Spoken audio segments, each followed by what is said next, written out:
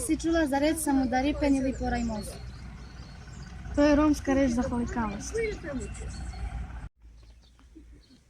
Direktan progon Roma u Srbiji počeo je krajem maja 1941. godine.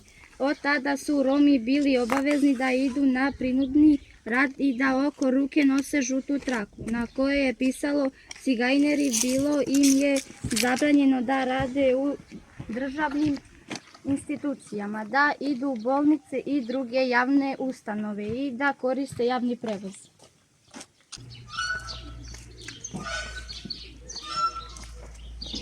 Napolje!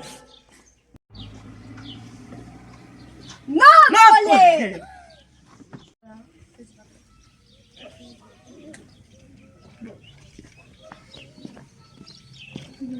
Za vas nema prevoz!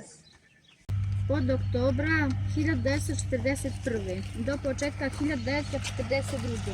u nekoliko gradova u okupiranoj Srbiji muškarci i Romi su hapšeni, odvođeni u logore. Žene, Romkinje i deca su takođe bila hapšeni i zatvarani u logor Staro Sajmište u Beogradu. Zajedno sa Jevrejima oko trećina njih je umrla.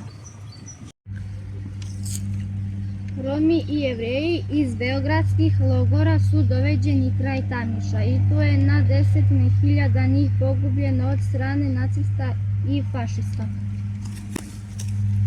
Naša je dužnost da dokle god Tamiš teče čuvamo sećanje na ove stradale ljude.